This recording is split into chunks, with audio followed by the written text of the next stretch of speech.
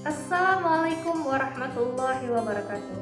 Hai, perkenalkan nama saya Andeska Fitriani, CPNS Bangka Selatan tahun 2021. Formasi pengawas benih tanaman di Dinas Pertanian Pangan Perikanan Kabupaten Bangka Selatan. Sekarang saya sedang mengikuti Latsar CPNS Bangka Selatan tahun 2021, angkatan pertama, kelompok 4. Oke, baiklah. Pada kesempatan ini, saya ingin menjelaskan tugas latsar saya tentang agenda 1 mengenai analisis isu kontemporer.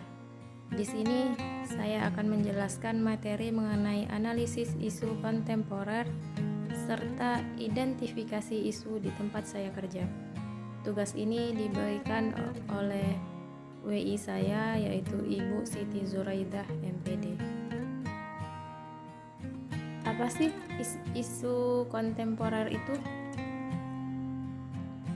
Isu kontemporer adalah suatu pokok persoalan yang terjadi di masa sekarang atau yang menjadi topik trending pada saat ini, dan penyelesaiannya itu harus dengan cara yang modern.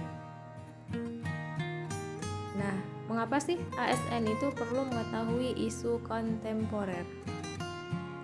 ASN itu perlu mengetahui isu kontemporer karena agar ASN itu mampu memahami perubahan-perubahan lingkungan dan mampu berpikir kritis dalam menghadapi perubahan lingkungan yang strategis dalam menjalankan tugas dan jabatannya nanti sebagai PNS yang profesional dalam melakukan pelayanannya kepada masyarakat.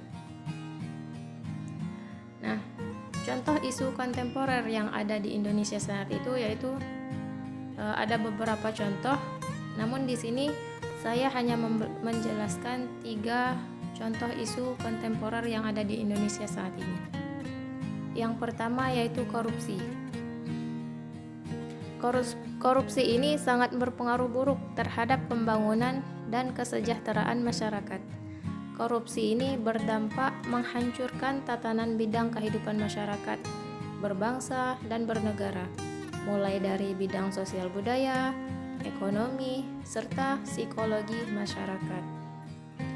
Dan contoh isu kontemporer yang kedua yaitu narkoba. Narkoba ini sudah ada sejak zaman dahulu, namun dahulu itu digunakan sebagai obat. Semakin berjalannya kehidupan, narkoba kini sekarang banyak disalahgunakan, sehingga saat ini Indonesia sudah dalam status darurat narkoba. Dan isu kontemporer dan contoh isu kontemporer yang ketiga yaitu radikalisme. Bahaya dari radikalisme ini dapat mengancam keutuhan bangsa. Oleh sebab itu, ASN sudah sepatutnya sebagai agen negara itu mampu menjadi perekat persatuan dan kesatuan, bukan malah sebaliknya dapat menimbulkan keresahan di masyarakat. Oke, selanjutnya saya ingin menjelaskan contoh isu strategis di tempat saya bekerja. Saya bekerja sebagai pengawas benih tanaman di Dinas Pertanian Pangan Perikanan Kabupaten Bangka Selatan. Sesuai dengan tupoksi saya bahwa saya itu adalah mengawasi peredaran benih yang beredar di Bangka Selatan. Untuk itu ada beberapa isu strategis yang akan saya angkat, yaitu yang pertama, tingginya jumlah petani yang menggunakan benih kelapa sawit palsu. Hal ini disebabkan karena sedikitnya jumlah penangkar benih kelapa sawit yang ada di Bangka Selatan, sehingga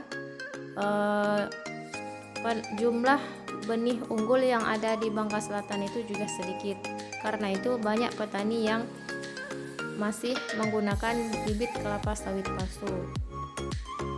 Terus isu yang kedua yang ingin saya angkat yaitu saya ingin meningkatkan pelayanan publik berbasis teknologi, seperti membuat aplikasi pelayanan SP2BKS atau surat persetujuan penyaluran benih kelapa sawit secara elektronik atau secara online.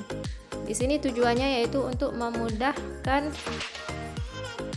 pelayanan kepada masyarakat.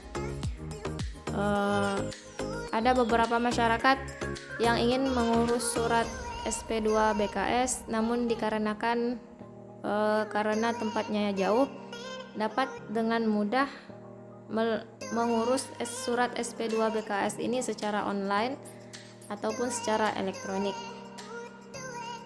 Dan yang ketiga, isu yang ingin saya angkat yaitu kurangnya pengetahuan petani dalam mendapatkan edukasi tentang pentingnya menggunakan benih kelapa sawit yang unggul. Kebanyakannya para petani itu tidak memikirkan asal-usul benih yang mereka gunakan. Para petani lebih memikirkan atau lebih memilih menggunakan benih kelapa sawit yang harganya murah dibandingkan dengan benih kelapa sawit yang harganya lebih mahal. Seharusnya para petani itu lebih memilih menggunakan bibit sawit ini berdasarkan kualitasnya, seperti menggunakan bibit sawit unggul yang bersertifikat, sehingga produksinya pun bagus dan bisa meningkatkan pendapatan petani itu sendiri. Baiklah, mungkin hanya ini yang dapat saya sampaikan dan saya jelaskan. Semoga bermanfaat. Apabila ada salah kata, saya mohon maaf, dan kepada Allah saya mohon ampun. Wabillahi taufiq wal hidayah. Wassalamualaikum warahmatullahi wabarakatuh.